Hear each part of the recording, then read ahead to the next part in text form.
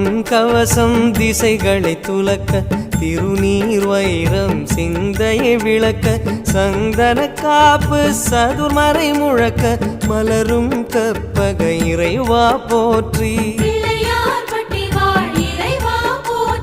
கலியுகம் காக்கும் கணபதி நாதா வலம்புரி நாதா அபயம் அபயம் அபயம் அருளும் இறைவா போற்றி.